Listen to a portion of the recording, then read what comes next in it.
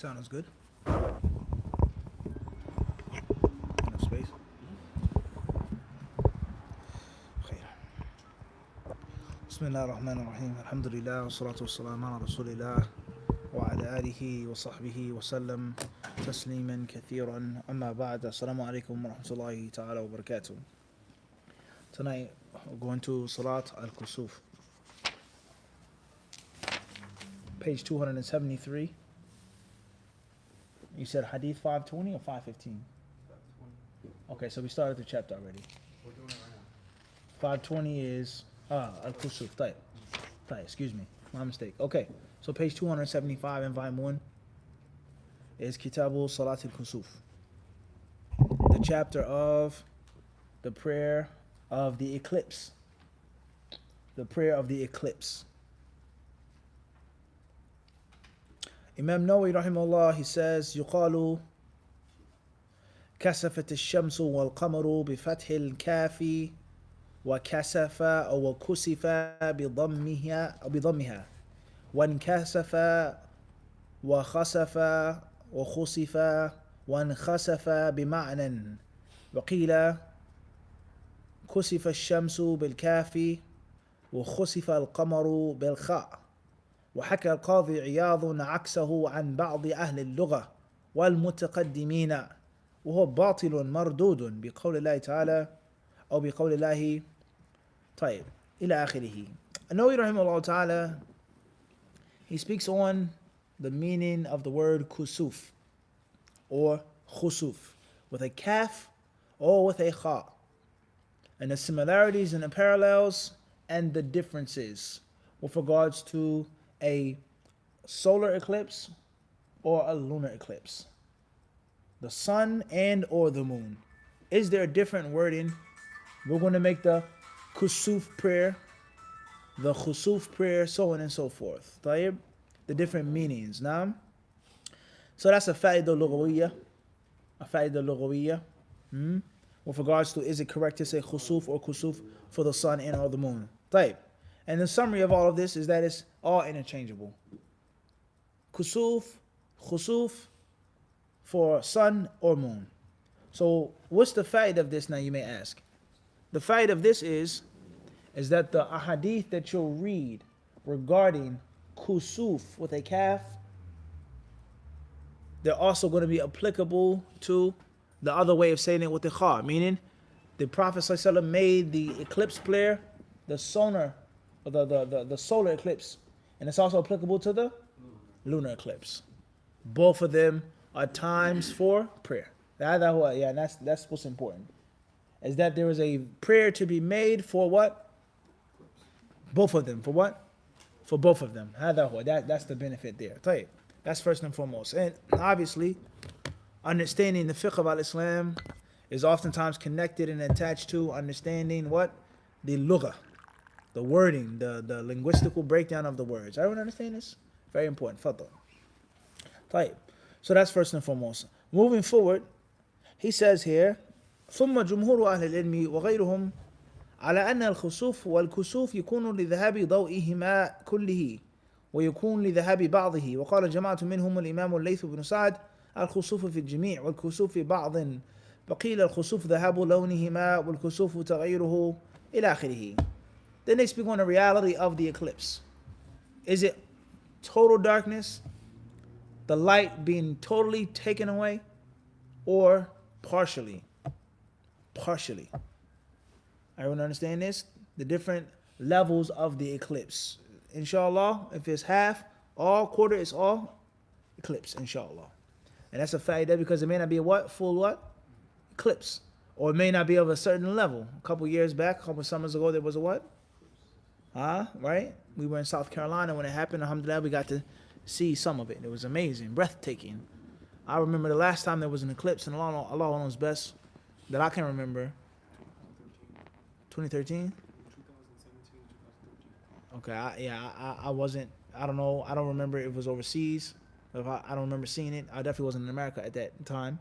The last one I remember seeing, I was young, like in elementary school. Wallahu alam, every certain amount of years it takes place. And obviously, there's science that Allah Azza wa Jal has allowed man to understand some of, and it's a major phenomenon with regards to the eclipse. Tayyib. Moving forward. Now let's get into the rulings of the eclipse now, the eclipse prayer. He says, وَعْلَمْ أَنَّ صَلَاةِ الْكُسُوفِ رُوِيَتْ عَلَى أَوْجُهٍ كَثِيرَةٍ ذكر مسلم منها جملة وأبو داود أخرى وغيرهما أخرى. He says, know for sure is that there are different ways of making the eclipse prayer. It is not rigidly stuck to one manner. There are different hadiths that show that the eclipse prayer can be made in different ways and performed in different styles.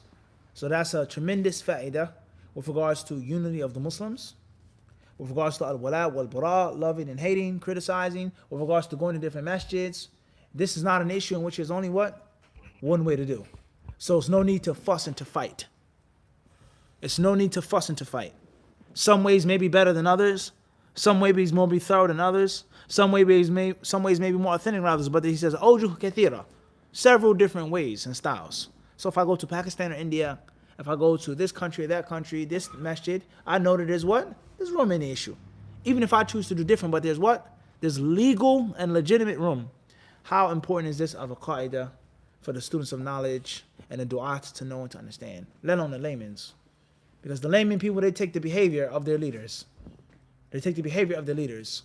And if the leaders are arrogant, if the leaders are stuck up, if the leaders think they only have the correct way and no one else in the world is upon anything good besides them, if the leaders feel and believe that everyone else is to the fire of hell except for us, then that's how the what? That layman person will behave. The 9-to-5 follower, he's going to have that same attitude. If the layman is narrow-minded with a full cup, only my sheikh is right, no other scholar in the whole dunya can say anything about it except for my sheikh, my imam, that's how the what? That's how the layman will behave.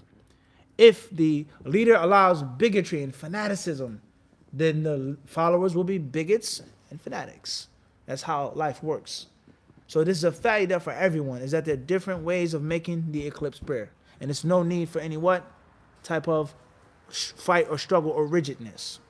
And there are many, many what? Other acts of ibadah like this, in which there are different ways of performing it, according to the sunnah, the authentic sunnah. And it isn't just one way.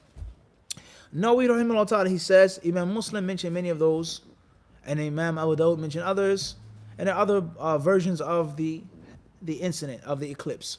Did it happen more than once in the time of the Prophet? That's first and foremost. Did it happen what?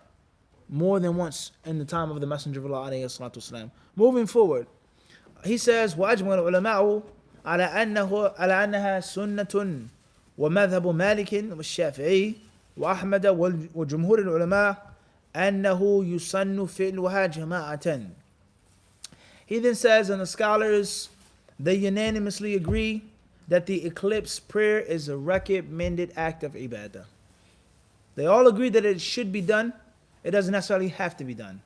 If a person does not make the prayer for the eclipse, he's not called a fasiq, a sinner, an evildoer. It's a sunnah. It's recommended to do. Something that you should do, but you don't necessarily have to. He says the ulama, they all agree on this. They all agree on that. Point number 3. He says Imam Malik, Imam Shafi'i, Imam Ahmad, and most of the jurists, they hold the view is that the eclipse prayer should be made in congregation. Is that it should be done in jama'ah. And it should not be done what? Separately or individually. وقال العراقيون فرادا. And the scholars from Iraq, such as Abu Hanifa or Sufyan al-Thawri, the ulama of Iraq, Basra, Kufa, etc., they say that the eclipse prayer should be made individually. They say that it should not be done in congregation, rather it should be done what? Individually. وحجة الجمهور الأحاديث الصحيحة في مسلم وغيره. The proof for the majority of the scholars are these hadiths in Sahih Muslim and what? Other books as well. The clear, authentic sunnah is that the eclipse prayer should be done what? In congregation and not individually. So if they have these authentic ahadith, al-ahadith al-sahihah, authentic ahadiths, and those other Iraqi scholars don't have those authentic hadiths, or the hadiths aren't as strong or as clear, then there's no doubt the stronger view is going to be with the what? The majority here. There's no question about that. وَاخْتَلَفُوا فِي صِفَتِهَا. And then the next point, they differ on how to make the eclipse prayer. Everyone see how the fiqh is broken off? Point 1, point 2, point 3, point 4, point 5, point 6, broken down and branched off. And this is, as we've been explaining these years, how the student of knowledge is to have in his what? His mind. When we say a mas'ala, let's talk about Salatul Kusuf.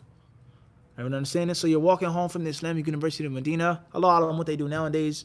Some brothers probably may have private jets and Lears coming from the University of Medina nowadays. All types of SUVs. But back in the day, you did what? You walked from the Prophet's Masjid. Let's say that. From the Prophet's Masjid to your apartment, to your house. And wallahi, we walk on the streets of Medina, and brothers, they would say, mention this. What's this mas'ala? Udhkur kada. Literally, just like that. Salatul Kusuf. Number 1, it's ruling. And then the next person. Number 2, it's description. Number 3, the madhabs. Number 4, kada. And you stay sharp. So if you're a strong student of knowledge, and inshallah you're on the road of being a successful scholar, bi'idhnillah, you have these things what? In your head. And if you can't have them in your head, at least you know where to find them in a relative what? A quick manner. Let me see. Boom, boom, boom, bang. You understand what I'm saying to you? But obviously you have this in your head, that's a great deal of benefit. Everyone understand this? And once you have the whole issue what? In your head what? Wrapped up. And when you want, you do what? Take it like that. Everyone understand this? As we've been explaining, a systematic way of being a student of knowledge. So the next issue is, how is the Salatul Kusuf to be made? What's the sifa? What's the description of the prayer for the eclipse? فالمشهور في مذهب الشافعي أنها ركعتان في كل ركعة قيامان وقراءتان وركوعان وأما السجود فسجدتان كغيرهما وسواء تمادى الكسوف أم لا وبهذا قال مالك والليث وأحمد وأبو ثور وجمهور علماء الحجاز وغيرهم. As far as the description of this type of prayer, then the Shafi'i madhab, the Shafi'i school of thought, which is well known, al-mashhur, is that it is only 2 units of prayer. Rak'atain. Not 4, not 3, not 1, but what? 2. And every rak'ah, there is double qiyam. Double qiyam. And it's double ruku', and it's double what? Qira'ah. You understand this? It's double. So how many rak'ah are there? 2. But it's now what? Double. Meaning, you say Allahu Akbar, Alhamdulillah Rabbil Alameen, Alif Lam Meen, whatever you recite, then you do what? Allahu Akbar ruku'. Then you come out of ruku' and do what? Sami Allahu liman hamida, etc. Then you do what? Do you say Sami Allahu liman hamida, or do you go right back into what? The Fatiha, etc. Al-Muhim is that it's what? Double, 2 standings, 2 qiyams, 2 ruku', and 2 what? Qira'atan. Everyone understand this? As far as the sujood, then the sujood, there's nothing extra. He says that the sujood is what? It's nothing extra. Normal sujood. كَغَيْرِهَا. Everyone with me? Let's go back now. We got lost. How many rak'at is Salatul Kusuf according to this madhab? Only 2. What's the difference between any other 2 rak'at that you make? Double. That's it. Same size, double stuffed. Extra meat you want on your sandwich. But the bread is the what? Is the same, right? It's not a larger, what do you call it? Hero, in New York? Give me a hero, It's not a hoagie roll, yaqi. هذا هو الصحيح. I want a hoagie, not a hero, طيب لا يا أخي no خنزير حلال طيب طيب. So you got a normal hoagie roll, right? And then you do what? You pay for what?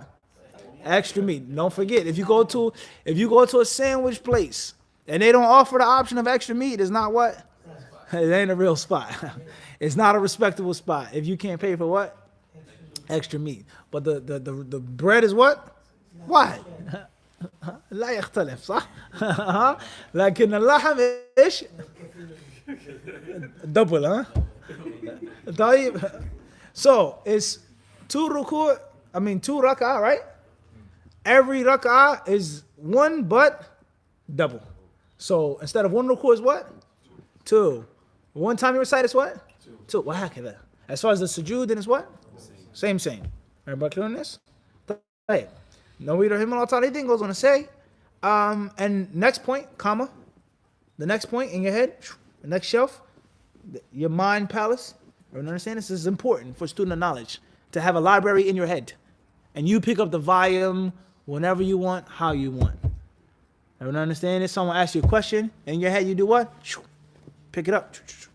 Everyone understand this? The quicker you do that, the more issues you have in your head, the more what? More knowledgeable you will be. And the more beneficial you'll be what? For the people in the United States.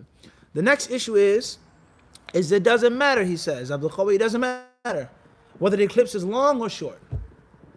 It doesn't matter whether the eclipse is done while you're praying or not. Because somebody they may say you only do this, the extra rak'ah or the extra ruku', the long recitation, if the eclipse is, doesn't matter. Once you've made the prayer, the sun has come back out, the light is back out, you do what? You do what? You keep doing it. You keep making the 2 rak'ah like normal. Everyone understand this? And you don't switch it now. Okay, the eclipse is over, let's go back to just 1 ruku'. No. That's the sifa. You with me? That's the way of doing it. She said, everyone stay with me now. Regardless whether the eclipse is what? The length of it or not. Doesn't matter. Tayyib, moving forward. He says, and this is the view of Imam Malik, rahimahullah, the view of Imam Layth ibn Sa'd, Imam Ahmed, Abu Thawr. As we said, there were many, many other imams before, besides the what? The 4. How can you say there are only 4 imams? It's disrespect to Allah's mercy. Out of all the thousands of Muslims living in the whole entire Muslim world at that time, there were only what? 4 of them. It's ridiculous. It's a ridiculous statement, honestly. There's only 4 men. How many people live in Iraq alone? How many ulama of hadith were in Baghdad alone? How many fuqaha were in Medina alone? Contemporaries of Imam Malik. How can you just say there's only what? Only 4. Abadan. There are many more, such as Layth, Ibn Sa'd, Abu Thawr, etc. He says here, this is the view of these scholars and most of the ulama of Hijaz, وَغَيْرِهِمْ, others as well. In other words, the majority. They held the view this how the kusuf should be made. وَقَالَ الْكُوفِيُّونَ, and of course the scholars from Kufa, they did what? They separated themselves and they took a different view. The Kufi scholars, they say, هُمَا رَكْعَتَانِ كَسَائِرِ النَّوَافِلِ عملا بظاهر حديث جابر بن سمرة وأبي بكرة أن النبي صلى الله عليه وسلم صلى ركعتين وحجة الجمهور حديث عائشة من رواية عروة وعمرة وحديث جابر وابن عباس وابن عمرو بن العاص أنها ركعتان في كل ركعة ركوعان وسجدتين. قال ابن عبد البر وهذا أصح ما في هذا الباب. قال وباقي الروايات المخالفة معالة ضعيفة. طيب, he says here, the dalil that they use is the narration of Jabir ibn Samurah. Not Jabir ibn Abdullah, but Jabir ibn Samurah, radiyallahu anhu. And also the narration of Abu Bakr, not Abu Bakr, Abu Bakr, with a tel mabut on the end. That the Prophet ﷺ only made 2 rak'atain. 2 rak'atain, and it should be done like most other nafila. Meaning only what? 1 ruku', 1 qiyam, 1 qira'ah. And the other ulama, they use the other ahadith. The hadiths narrated by Aisha, the hadiths narrated by Jabir ibn Abbas, ibn al-As, etc. that are more authentic and more thorough. And this goes to show us the importance of the sciences of hadith. And as we said before, if you want to be a great faqih, there lies no doubt you have to have a very strong amount of knowledge of hadith. Because most fiqh issues are based off of the hadiths. Most, at least, al-aqal, half, if not more than that, of the masail fiqhiyah, between the Jumhur and the Hanafis, between the Jumhur and Malik, etc., is going to be based off of a what? Hadith. Authentic, and theirs is daif. There are more, his is only 1, etc. Everyone understand this? So these hadiths, they are more authentic, and they're right to the point that this is how the Prophet ﷺ did what? Made the Salatul Kusuf. طيب. وقال جماعة من أصحابنا الفقهاء المحدثين وجماعة من غيرهم هذا الاختلاف في الرواية بحسب اختلاف حال الكسوف. ففي بعض الأوقات تأخر انجلاء الكسوف فزاد عدد الركوع، وفي بعضها أسرع الانجلاء فاقتصر، وفي بعضها توسط بين الإسراء والتأخر فتوسط في عدده، واعترض الأولون على هذا بأن تأخر الانجلاء لا يعلم في أول الحال ولا في الركعة الأولى. And then it goes on to discuss this. And as we said before, did Salatul Kusuf take place more than once? If it happened more than once, the door is going to be more open. If it only happened once, And the hadith stating that it happened more than once are weak, then the door is going to be what? No doubt about that. And there's a difference between one companion narrating what he saw and heard, and one companion negating anything else. I was on the front row behind the Prophet, and this is what he did. Everyone understand this? The sciences of al-jam'u wa tarjih. Al-jam' wa tarjih. Harmonizing between the proofs and evidences, or picking one to be stronger and greater than the others. Okay, moving forward. No, we don't have ta'ala, he says here. واختلاف صفاتها محمول على بيان جواز جميع ذلك فتجوز الصلاة على كل واحد من الأنواع الثابتة وهذا قوي والله أعلم. He says, and perhaps a person can say that there's no clash, there's no need of taking one and not taking another, but you can do what? As you like to. You want to do it like this, do it like that. You want to do it like that, do it what? Like that. Everyone understand this? طيب. Moving forward. He says here, والله أعلم واتفق العلماء على أنه يقرأ الفاتحة في القيام الأول من كل ركعة واختلفوا في القيام الثاني فمذهبنا ومذهب مالك وجمهور أصحابه أنه لا تصح الصلاة إلا بقراءتها فيه وقال محمد بن مسلمة من المالكية لا يقرأ الفاتحة في القيام الثاني واتفقوا على أن القيام الثاني والركوع الثاني من الركعة الأولى أقصر من القيام الأول والركوع وكذا القيام الثاني والركوع الثاني من الركعة الثانية أقصر من الأول منهما من الثانية واختلفوا في القيام الأول والركوع الأول من الثانية هل هما أقصر من القيام الثاني إلى آخره. And then he discusses all of the fine details of the issues. The first rak'ah being shorter than the second rak'ah, or longer. The first qiyam being longer than the what? Second qiyam. Reciting Fatiha in the first qiyam and also reciting in the what? وهكذا. The fine details. And that's how you take one issue and you do what? Branch it down. One huge boulder into fine dust. Alright, understand this? Piece by piece. You refine it and you have it memorized in your mind. Khairan inshallah. Moving forward. Our class is not a class on fiqh, right? Our class is a class of hadith. We give some benefit to broaden your knowledge, expand your wisdom, and to give you a taste of the traditional Islamic scholarship of fiqh. But the topic of the class is not a fiqh class, rather it's a what? It's a hadith class. So, hadith number 1, it says, Hadith Aisha radiallahu anha قالت خسفت الشمس في عهد رسول الله صلى الله عليه وسلم فصلى رسول الله صلى الله عليه وسلم بالناس فقام فأطال القيام ثم ركع فطال الركوع ثم قام فطال القيام وهو دون القيام الأول ثم ركع فطال الركوع وهو دون الركوع الأول ثم سجد فأطال السجود ثم فعل في الركعة الثانية مثل ما فعل في الأولى ثم انصرف وقد انجلت الشمس فخطب الناس فحمد الله وأثنى عليه ثم قال إن الشمس والقمر آيتان من آيات الله لا ينخسفان لموت أحد ولا لحياته فإذا رأيتم ذلك فادعوا الله وكبروا وصلوا وتصدقوا ثم قال يا أمة محمد ما من أحد أغير من الله أن يزني عبده أو تزني أمته يا أمة محمد والله لو تعلمون ما أعلم لضحكتم قليلا ولبكيتم كثيرا. So why do we even have a chapter on eclipse? Why are we even speaking about the eclipse? The reason why we have this chapter is to go to show you is that the sunnah is a complete lifestyle. Anything that happens, that did happen, and that can happen is going to be spoken on in the sunnah. Completely or partially. Explicitly or inexplicitly. Specifically or generally. Anything that can happen to the human being is going to be what? Mentioned in the sunnah. Just like it's mentioned in the Quran. Either specifically or generally. And this is because Islam is a way of life. And this is one of the strongest answers that you have for those who try to find fault in the Quran. And it said that the Quran is a book of violence. The Quran is a book of war. The messenger or the prophet or Muhammad was a warmonger. He was a warlord. He killed, he murdered, he took captives, he took hostages, so on and so on and so on and so on and so forth. Now, obviously, if you're an afraid, apologetic person, you may get what? You may get cornered. No, that's not true. The Quran doesn't state that. It was only self-defense, verse such and such, ayah such and such. This hadith, the Prophet says, go out and capture this person. Tie him up, do this, do that. Then what? You're going to be made a fool if you don't know what you're talking about. If you try to deny something which is clearly there. Okay? So obviously you're going to have to deal with it now. People say, well, the Prophet, he only did this because they're such and such, and kada, and etc. A simple, easy answer. Is fighting a part of life? How many wars have been fought in the history of the human being? How many wars? How many war museums? Who has the largest military? The United States. The most powerful military, the United States. Who has the most nuclear submarines? Trident submarine, Trident missiles, nuclear, Trident class, Ohio class submarines. Who has the most?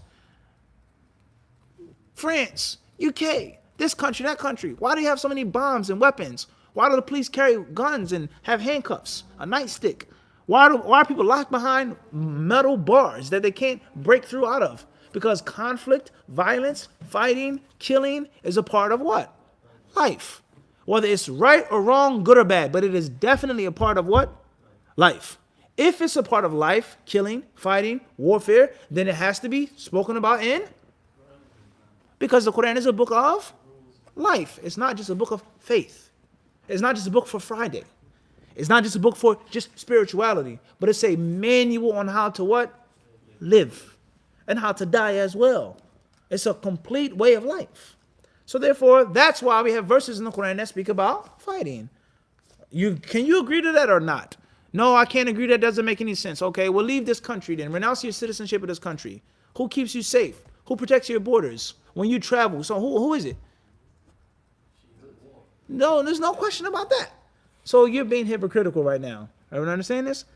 That's first and foremost. Secondly is, when we do speak about warfare and fighting and conflict, how do we talk about it? What do the police look like? What type of cars do they drive around in? Do they drive around in luxury cars? What color is the police car? How do the police look? How do the soldiers, how are they built? Are they meant to look welcoming and friendly and nice and merciful and kind? Of course not. They're meant as a means of what? A deterrent. It's not an accident. You'll never find a skinny American soldier, ever. Back in the day, perhaps. Nowadays, you see them what? Always big and bulky, and it's a reason why. Because they're not here to be your friend. They're not here to be merciful and sweet and kind. They're here to enforce the law and to deter people from breaking the law and from harming people, etc. It's a reason why. So therefore, if you read a verse in the Quran that says, kill them when you find them, what is that talking about? Is that talking about your neighbor? Is that talking about your wife who isn't a Muslim? Is that talking about the one who employs you? Is that talking about the person you have a peace agreement with? Is it talking about it? No. But it's talking about on the what? On the battlefield, in which there is war, and it is time to do what? To do what warriors do and soldiers do. And the American general or colonel, what would he tell his soldiers? Be peaceful, merciful, kind to them. Be soft with them. No. We're fighting for democracy, he said. A crusade against an axis of evil. And the most expensive state-of-the-art technological terrors are used against the people that they deem to be their what? Their enemies. What's the problem with that? The problem is that your religion, if you even have one, is secular. Your religion is only on Sunday. Your religion is only in a book. Your religion is only for your spiritual sense, and that's it. As I'm speaking to you right now, you're not dressed according to any type of legislation. Your dietary laws, what do you eat? You eat what you want. You do whatever you want to do, and there's a few things that you hold on to of the original teachings of your supposed religion. And that is the opposite of Al-Islam. How I eat, how I drink, how I sleep, how I love, how I hate, how I fight, how I make peace is all based off of what? Legislation. Everyone understand this? So it's just that simple. We have to understand that. It's just that what? It's just that simple. So therefore, can there be an eclipse? Of course there can. Has there been eclipse, or were there eclipses before? Inshallah, will there be future eclipses in most cases? So therefore we have legislation. We have hadiths on it. Everyone understand this? The wisdom behind this? Tayyib. So hadith number 520 is narrated by Aisha radhiyallahu anha. She says, in the lifetime of the Messenger of Allah sallallahu alaihi wasallam, the sun eclipsed. So he led the people in salah and stood up and performed a long qiyam, then bowed for a long while. He stood up again and performed a long qiyam, but this time the period of standing was shorter than the first. He bowed again for a long time, but shorter than the first one. Then he prostrated and prolonged the prostration. He did the same in the second rak'ah as he did in the first, and then finished the salah. By then the sun had cleared. Then he delivered khutbah, says religious talk. That's the meaning of khutbah here, is a religious what? A religious talk. He delivered khutbah, and after praising and glorifying Allah subhanahu wa ta'ala, he said, the sun and the moon are two signs from amongst the signs of Allah. They do not eclipse because of the death or life of anyone. So when you see the eclipse, remember Allah and say takbir. Pray and give sadaqah. The Prophet ﷺ then said, O followers of Muhammad, by Allah. Listen very carefully to this. There is no one who has more ghira, it says in parentheses, self-respect, than Allah. So he has forbidden that his slaves, male or female, commit illegal sexual intercourse. O followers of Muhammad, by Allah, if you know that which I know, you would laugh little and weep much. So this hadith is the foundation of the legislation of the kusuf prayer in the sunnah. And from reading the hadith in Arabic and English, you can hear many of the fiqh points that Nawawi was what? Speaking on. How many rak'at, how long was the first qiyam, the second qiyam, the sujood, so on and so forth. Everyone clear on this? And he gives us another faida, and that is that there was a khutbah as well. A recommended what? Khutbah as well, a religious talk. A speech that you give to the people when there's the prayer for the what? Eclipse. Tayyib. So what do we benefit from this hadith? Number one, we benefit from this hadith is that the Muslim should be in tune with his or her surroundings. And the Muslim should never be out of sync or far from the natural things, quote unquote natural, that's a problematic word, the things that are around him and her. He should be in tune with those things. And if you like and you pay attention to the sun, the stars, the sky, the woods, the animals, it doesn't mean you're some weird type of Sufi, as many Brooklyn brothers may think. He's a Sufi if he likes to look at the rain. He's a little souped out. I understand it's for you to be what? In tune with what's going on. How do we get this? The Prophet, he made prayer only because he was aware of what took place. And Allahu Alam, was it a thing that was scheduled? Did they have an assumption that it was going to take place? Allah knows how exactly they knew how the eclipse was.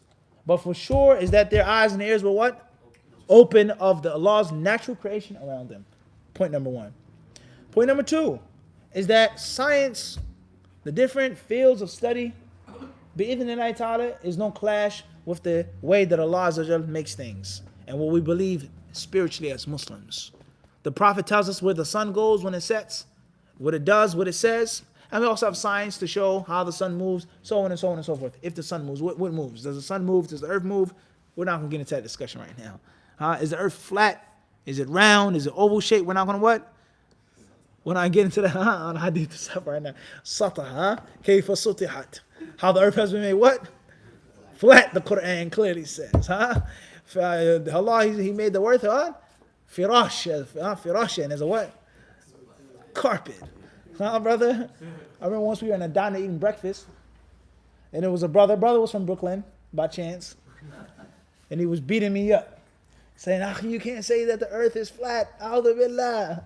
The Quran proves that the earth is round. I said, oh yeah? Right, moving forward. We had what, Eggs Benedict that morning? And some waffles, right? Some lox, right? Right, moving forward. Right. The next fact that we get from this hadith is that the leader of the Muslims and the learned person among the Muslims, he should not, or he must abolish the superstitions and the beliefs of Jahiliyyah among his followers. If he knows there's a problem, he should address it. And he should try his best to rid them, as Allah says, وَيُزَكِّيهِمْ, clean them from false understandings and superstitions.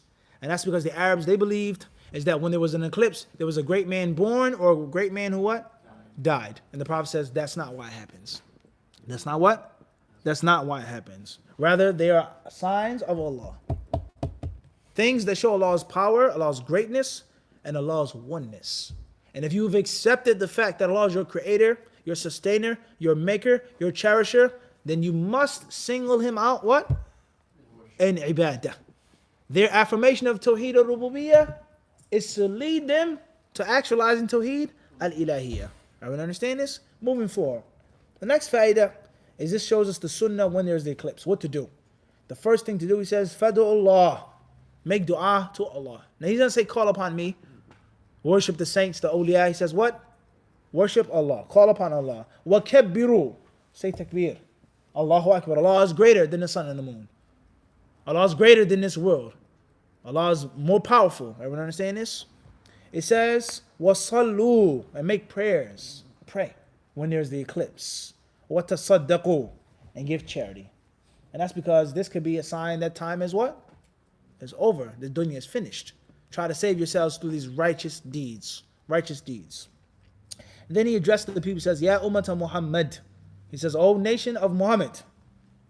No one, ma min ahadin aghyaru min Allah. No one is more jealous than Allah. The literal translation. No one has more envy than Allah subhanahu wa ta'ala. No one is aghyar. Has more ghayra than Allah subhanahu wa ta'ala. That's the literal translation. And we know our aqidah and our creed as Muslims is that we affirm to Allah what Allah has affirmed to himself. And we affirm to the messenger of Allah, or we affirm to Allah what the messenger of Allah has affirmed to Allah, in a manner that is intended by Allah and his messenger. A manner that's free from distortion, that's free from twisting and bending and warping and stripping the ayah or the hadith from its substance, from its meaning. It has no meaning after your interpretation. Everyone understand this? And there's no resemblance or no comparison between Allah and that of his created beings. Everyone understand this? وَلِلَّهِ الْمَثَلُ الْأَعْلَى. Everyone understand this? To Allah is the greatest and highest description, subhanahu wa ta'ala. And if he says, Allahu yastahzi'u bihim, Allah mocks them, وَيَمْكُرُ and Allah plots, and if Allah does this and Allah, then that's what? That's what we say. That's what we say. Allah said it. He didn't put a restriction on it. He didn't say it really doesn't mean this. That's what we say, and that's what we believe in a manner that suits his greatness, subhanahu wa ta'ala. Just like all of his attributes. Just like what? All of his attributes. We spoke about this last night. With regards to the Ash'aris and the Maturidis. Everyone understand this? And the hypocritical aqidah. How they pick and choose what they want. And take figuratively, literally, what they want to. Everyone understand this? That's not the way of Ahlul Hadith, Ahlul Sunnah, wal Jama'ah. So the hadith says, مَا مِنْ أَحَدٍ أَغْيَرُ مِنَ اللَّهِ. No one has more jealousy than Allah subhanahu wa ta'ala. Nobody. What is Allah's jealousy? What is the ghayra of Allah subhanahu wa ta'ala? The Prophet explains it himself. He says, أَنْ يَزْنِيَ عَبْدُهُ أَوْ تَزْنِيَ أَمَتُهُ. When the servant makes zina, male or female, Allah doesn't like that. He's displeased. He hates that thing, and he doesn't want his servant to fall into that act. Everyone understand this? It angers Allah subhanahu wa ta'ala. He doesn't want that what? He doesn't want that to happen. Everyone understand this? Think about the concept of jealousy or envy. Something happens, it disturbs you, it bothers you, you don't like it, you don't want it to happen. Everyone understand this? And as we said, وَلِلَّهِ الْمَثَلُ الْأَعْلَى. No comparison between Allah subhanahu wa ta'ala and his created beings, but the concept. As the Prophet ﷺ said, إِنَّكُمْ سَتَرَوْنَ رَبَّكُمْ كَمَا تَرَوْنَ الْقَمَرِ. You will see your Lord just like you see the full moon. And he didn't compare Allah to the moon, but he compared what? The concept of clarity. Everyone can see the full moon, even though there are millions of human beings. Everyone understand this? Moving forward. He then says, and if you knew what I knew, if you saw what I saw, if you were given what I was given, you would laugh, what? Far less than what you do right now. Very scary part of the hadith. If you knew the reality of things, of the grave, of death, of Allah's wrath and punishment, if you knew the reality of Jannah, you wouldn't laugh but so much. You wouldn't joke but so much. And you will cry more. You will cry more. Only Allah knows what can be said regarding this part of the hadith, how much we have violated this part of the hadith, how much we've infringed and stepped overboard with regards to this hadith, with regards to our laughter and our crying. When was the last time you cried? When was the last time you thought about hellfire? When was the last time you thought about how many sins you've made? Did Allah forgive them? When was the last time we actually pondered and reflected on heaven and hell? May Allah help us all and keep us from having hard hearts. There are many other hadiths in the chapter. Perhaps in that ta'ala we'll mention them tomorrow night or the night after. And with Allah